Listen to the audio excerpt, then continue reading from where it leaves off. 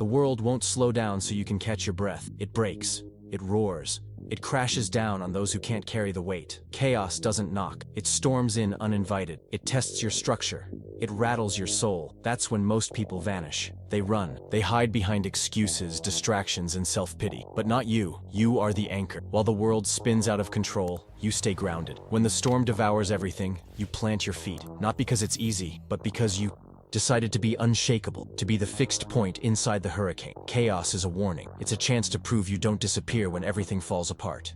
You're not the one screaming for help. You're the one who rises in silence and does what needs to be done. If everything is crumbling around you, then be the structure that stays standing. Don't disappear. Hold your ground. The world needs someone who endures, who continues, who remains. Stop waiting for the call. It's not coming. No one's going to drag you out of bed. No one's showing up at your door with a perfect plan. No one's taking your hand and leading you to the top. This awakening, it's lonely. Either you get up or you sink. And it's not just about getting out of bed. It's rising from mediocrity, laziness, and your comfort zone. Every morning, you have two choices. Drag yourself through the day or rise with purpose. Choose. Discipline is a silent pact with yourself. It doesn't care about the weather. It doesn't care about your mood. It happens because it must. It's you, staring in the mirror, deciding you won't be ordinary. The world doesn't care if you're tired. It won't pause so you can catch up. Life moves forward, and if you're not on your feet, it will trample you. Wake up before it's too late. Be your own alarm. No one's coming to save you. No one's going to push you. You either rise, or you watch your life slip through your fingers. It's not talent that sets you apart. It's repetition, brutal, lonely, invisible. It's doing it again and again, especially when no one's watching. The greats weren't forged under the spotlight. They were built in the dark, repeating the basics until they became weapons, until the routine became identity, until the grind became second nature. While you're chasing novelty, the unbreakable are chasing repetition. They don't need hype. They don't need stimulation. They just need the reps. Because they know repetition turns doubt into mastery. Every day you do what needs to be done, without results, without motivation, without applause. You separate yourself from the weak. You become someone who doesn't break. So when life tests you, you don't flinch, because you've been there before, 1,000 times.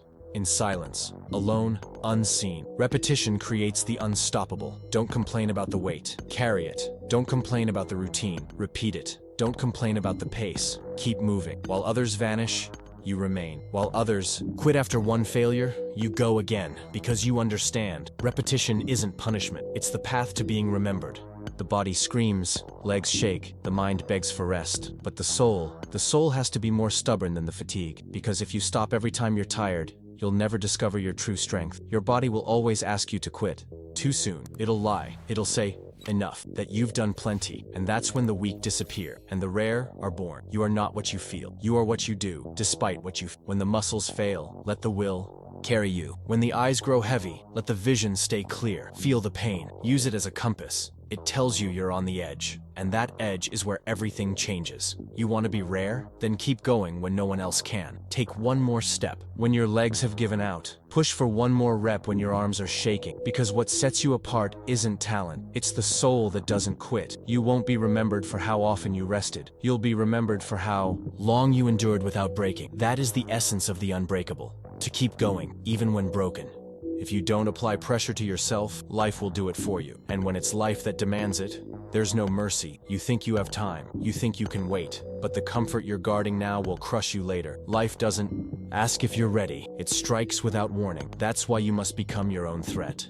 Your own challenge. Your own accountability. Wake up earlier than you need to. Train harder than required. Study beyond what's expected. Put the weight of the world on your shoulders before it crashes down on you. Impose pressure. Impose discipline. Impose urgency. Because when you live in a state of readiness, nothing surprises you. Nothing breaks you. The weak run from pressure. The strong create it. And the legendary?